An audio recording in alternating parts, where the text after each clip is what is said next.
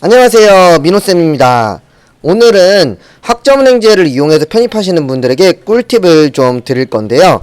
편입을 준비하면서 학점은행제까지 시간을 많이 투자하기는 솔직히 어렵죠.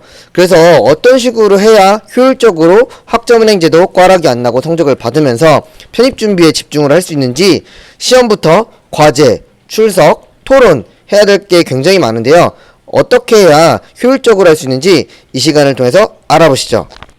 먼저 학점은행제는 난이도는 솔직히 말해서 쉬운 편이에요. 일반 대학이나 사이버대학, 방통대랑 비교하면 굉장히 쉬운 편인데요. 가장 중요한 건 출석, 과제, 시험 이렇게 세 가지가 가장 중요합니다. 자기소개서나 강의계획서 이런 것도 물어보시는 분들이 계시는데 이런 건 그냥 한 개 적당히만 작성하셔서 복부 타셔도 솔직히 상관은 없거든요. 왜냐면 점수가 1점에서 2점 정도밖에 되지 않기 때문에 형식적인 거거든요. 그리고 쪽지시험, 토론, 학습참여 이런 것들도 계속 나오게 되는데 이런 거는 사실 편입하시려는 분들한테는 전적대 성적이 어느 정도만 나오면 되는 거지 막 고득점을 바라는 건 아니시잖아요. 그래서 점수가 높지 않기 때문에 엄청 열심히 해야 된다? 이렇게는 생각을 안 하셔도 될 것 같습니다. 하지만 대학원이라든지 전적대를 많이 보는 학교를 지원하시는 분들 같은 경우는 이런 것도 당연히 신경을 쓰셔야만 하겠죠. 그리고 물론 시험을 망치거나 과제를 못 냈거나 이런 상황이신 분들은 당연히 점수를 꼭 만회하셔야 되기 때문에 열심히 하셔야만 합니다. 자, 그러면 사진 보면서 본격적으로 설명을 좀 드릴게요.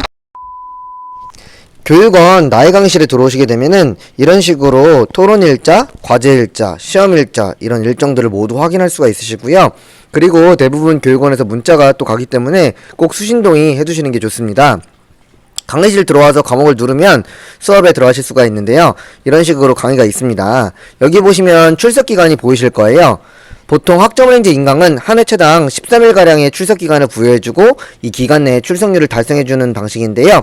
강의는 중간에 끊었다가 이어듣기도 가능하고 몰아듣기도 가능합니다. 이 기간 안에만 강의를 이수하시면 되는 방식인데요. 추후에 강의를 다 들었는데도 출석률이 100%가 안 된 상황이라면 강의가 출석이 다 안 된 겁니다. 이런 경우에는 출석이 인정이 안 된 페이지만 찾아서 그 부분만 다시 들으시면 되는 방식이거든요. 꼭 잘 체크해서 100%로 만들으셔야만 합니다. 만약에 기간 내 달성을 안 하고 넘어가게 되면 미출석으로 인정이 되고요. 1점씩 감점이 시작되고 교육원들마다 조금씩 차이가 있기는 한데 2교시로 돼 있거나 3교시로 돼 있거든요. 어차피 강의 시간은 80에서 90분 정도는 똑같아요. 근데 2교시인 교육원에서는 한 과목당 X표시가 7개 이상씩 꽈락이신 거고요. 3교시인 곳 같은 경우는 10개 이상씩 꽈락입니다. 예를 들어 내가 8과목을 듣고 있는데 한 과목은 X표시가 5개예요. 그리고 다른 과목은 X표시가 한 번도 없었어요. 근데 오늘 시간이 너무 없어요. 이런 경우에는 X표시가 한 개도 없는 강의를 꽈락을 오늘 미출석으로 둔다 치고 X표시가 많은 과목을 무조건 우선적으로 들어주는 게 방법이겠죠. 그리고 수업을 듣다 보면 이렇게 중간에 OX 퀴즈라든지 작성을 하는 그런 것들이 나오긴 하는데요. 크게 의미는 없습니다. 그렇기 때문에 대충 하시고 넘어가셔도 솔직히 무관합니다.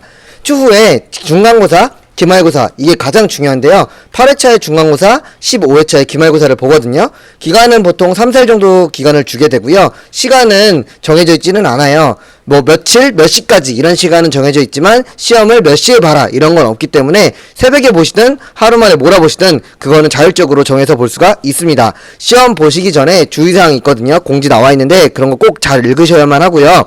시험은 보통 25문제로 이루어져 있거든요. 1시간 정도씩 시간을 줍니다. 1시간 안에 이 문제들을 풀게 되는 건데 너무 빨리 풀어서 제출하신다고 해도 이것도 문제가 될 수 있습니다. 그래서 최소한 20분 이상 정도는 시험창에 접속한 상태에서 시험을 마무리하시는 거를 추천을 드리고요. 시험 보실 때 테스트 시험 이런 것들이 있거든요. 컴퓨터가 혹시나 프로그램이 안 깔려 있거나 시험을 열 수 없는지 이런 걸 테스트하는 그런 시험이기 때문에 한번 꼭 열어보셔서 테스트 시험 꼭 체크하시고요. 시험을 보시다가 다른 창을 만약에 클릭하신다 이렇게 되면 경고창이 나오시게 되고 계속 클릭하게 되면 부정행위로 간주해서 시험지가 제출이 돼버립니다. 그러면 큰일이 나시겠죠? 그리고 혹시나 실수로 컴퓨터가 꺼지거나 문제가 생겼을 경우에는 꼭 사진, 영상 촬영하셔가지고 담당자 그 분께 이야기를 꼭 하시고 행정팀에도 전화를 꼭 하셔가지고 해결을 하시고 재시험 기회를 받으셔야만 합니다. 다만 재시험이 꼭 준다 이렇게 말씀드릴 수는 없고요. 재시험이 제공이 된다고 하더라도 감점이 있기 때문에 그 부분도 꼭 참고를 하셔야만 합니다. 뭐 간혹 그런 질문도 하세요. 친구랑 같이 내가 수업을 듣고 있는데 똑같은 문제 나올까요? 이런 뭐 제시험 문제는 똑같을까요? 이런 질문 하시는데 아닙니다. 보통 8개 유형으로 나눠져 있고 랜덤으로 걸리기 때문에 운이 좋으면 그럴 수도 있는데 보통 다른 문제로 출제가 되시고요. 아무튼 기간 내에만 시험을 치르시면 되는 방식이고 새벽이건 몰아서건 상관없다는 점 요거 참고하시고요. 그리고 과제도 있습니다. 과제는 보통 한 번씩 나옵니다. 과제는 보통 양식이나 이런 공지사항들이 다 나와 있기 때문에 그 기준들 맞춰서 꼭 하셔야만 하고요. 과제의 팁을 좀 드리자고 하면 자료를 계속 내용을 적는 것보다는 개인적 생각, 의견들을 꼭 많이 적어서 유사 내용을 최대한 적게 하면서 내 생각을 많이 넣고 교수가 원하는 방향으로 입맛에 맞게끔 작성하셔야 되고요. 그 다음 출처 이런 부분들까지도 참고문헌 이런 것도 꼭 남기셔야만 합니다. 간혹 뭐 레포트 파는 사이트 이런 곳에서 사가지고 그냥 내시는 분들이 계시긴 한데요. 조금 수정하거나 이러면 유사율이 높아져서 빵점 처리되거나 점수가 굉장히 적게 나올 수 있기 때문에 그렇게 하시면 안 됩니다. 그렇다고 난이도가 엄청 어렵고 이런 것도 아니거든요. 보통 한 과목에 2, 3페이지짜리 쉬운 과제들이기 때문에 내 생각을 넣어서 하시면 되시고 나중에 첨부 파일로 전송하는 그런 방식이라 생각하시면 될 것 같은데요.